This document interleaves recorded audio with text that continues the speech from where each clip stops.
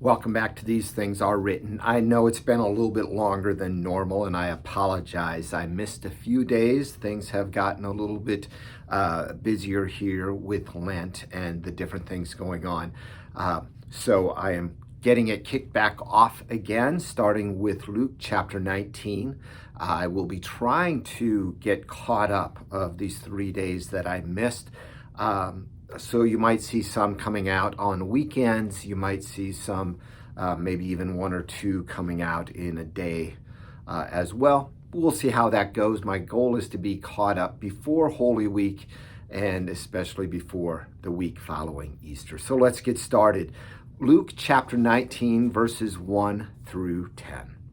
Jesus entered Jericho and was passing through, and behold, there was a man named Zacchaeus. He was a chief tax collector and was rich. And he was seeking to see who Jesus was, but on account of the crowd, he could not because he was small in stature. So he ran on ahead and climbed up into the sycamore tree to see him, for he was about to pass that way. And when Jesus came to the place, he looked up and said to him, Zacchaeus, hurry and come down, for I must stay at your house today. So he hurried and came down and received him joyfully. And when they saw it, they all grumbled, He has gone in to be the guest of a man who is a sinner. And Zacchaeus stood and said to the Lord, Lord, behold, the half of my goods I give to the poor. And if I have defrauded anyone of anything, I will restore it fourfold. And Jesus said to him, Today salvation has come to this house, since he also is a son of Abraham. For the Son of Man came to seek and to save the lost. Remember, all the way back in Luke chapter 19, Jesus has set his face towards Jerusalem for that final journey there to go to the cross. And at this point, we see him at Jericho.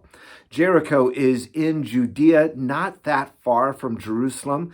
There's still quite a road to go to get there. It's a difficult road, a road that Jericho is much lower than Jerusalem, so it's more of a climb, but he is getting close. That's the point that I'm trying to make.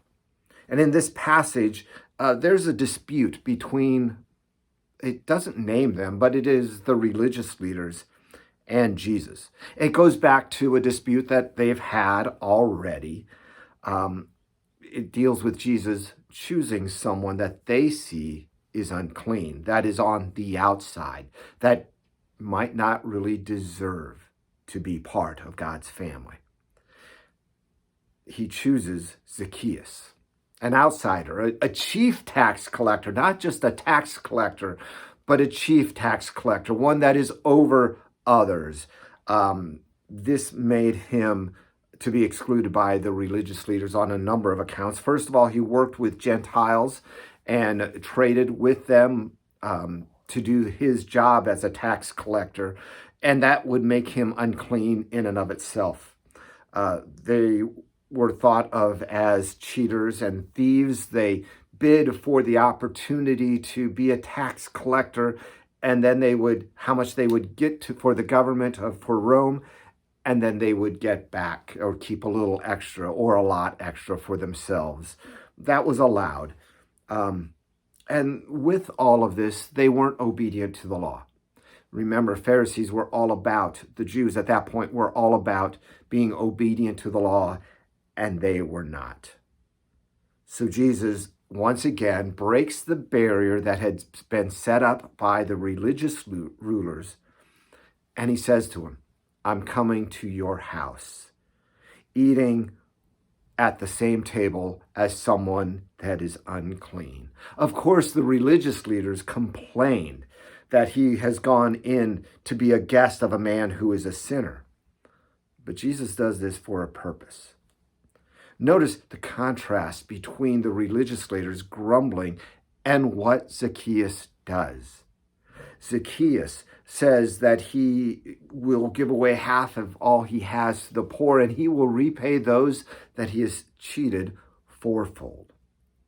Jesus says that salvation has come to the house, not because he was doing those things, not that Zacchaeus was earning that forgiveness, but because Zacchaeus believed in Jesus.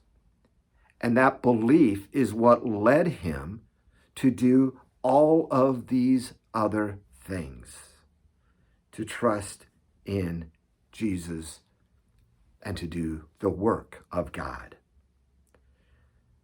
And then Jesus points out the reason he came. Verse 10. We've heard this before. We see it again. For the Son of Man came to seek and to save the lost. That is the purpose of Jesus, to save those who are lost in their sins, who are on the outside looking in. That's what the church is to do as well. The church isn't just here for us Christians so that we might enjoy it, so that we might be able to enjoy kind of a country club existence, but instead the church is here so that others might know who Jesus is, his love for them, his acceptance of them as well. That's all I have for today. Come back hopefully tomorrow, and we'll get you connected more with Luke chapter 19. God bless.